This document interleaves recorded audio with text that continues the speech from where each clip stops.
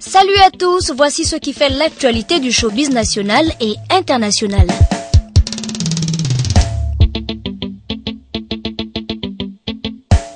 Après près de 3 semaines de détention à la maison d'arrêt militaire d'Abidjan, Choukenpat, de son nom à l'état civil, Yao Patrick, âgé de 48 ans, respire l'air de la liberté.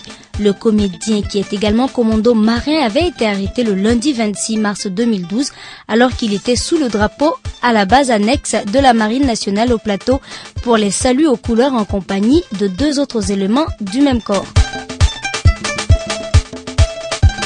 La chanteuse congolaise Elisabeth Moudikele, dite Chalamwana, se trouve présentement à New Delhi en Inde pour des raisons de santé. D'après nos fins limiers, elle a été évacuée d'urgence depuis le dimanche dernier au pays de Gandhi sur demande du chef de l'État Joseph Kabila qui assure sa prise en charge. La reine du Mutwashi va passer plus de 3 semaines sous contrôle de la médecine indienne pour des soins appropriés avant de regagner Kinshasa. Cet homme, vous le connaissez, c'est Martin Lawrence, 15 années de vie commune avant de se marier en juillet 2010. Et boum, l'acteur Big Mama, Martin Lawrence, et sa femme Shamika Gibbs ont décidé de divorcer. Nous continuerons à rester amis et élèverons nos 2 magnifiques filles dans l'amour et le respect de chacun, a fait savoir le couple dans un communiqué. Ils sont les parents d'Amara et Liana, respectivement âgés de 11 et 9 ans. Le comédien a déjà été marié une première fois à une ancienne Miss Virginia avec laquelle il a eu également une fille.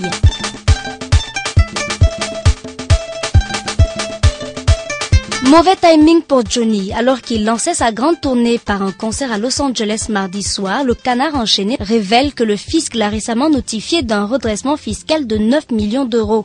Selon les informations de l'hebdomadaire, l'enquête a démarré fin 2010 et a inclus plusieurs perquisitions chez le chanteur et ses proches. Des transferts d'actifs au Luxembourg, notamment opérés via une entité intermédiaire basée au Libéria, sont jugés suspects. Depuis 40 ans, Hallyday a connu de nombreux démêlés avec le fisc. En 2007, en pleine campagne électorale, il avait décidé de s'installer fiscalement en Suisse. Malgré tout, ses revenus artistiques générés en France restent soumis au régime fiscal hexagonal. 50 Cent va devoir rendre des comptes à Robert Poindexter. L'homme, qui est le leader du groupe The Persuaders, accuse en effet le rappeur de lui avoir volé l'un de ses titres. C'est la chanson Random qui pose problème. Selon Poindexter, 50 Cent a utilisé pour ce morceau une partie de sa composition Love Gonna Pack Us Walk Out sans lui demander son accord. Le morceau apparaît sur le mixtape World War Angel, sorti en 2009. 50 Cent n'a pas nié l'infraction, mais il semble baser sa défense sur l'affirmation selon laquelle la version illégale donnée gratuitement a déclaré Poindexter dans un communiqué dévoilé par TMZ. L'homme réclame au rappeur $600 000 de dommages et intérêts.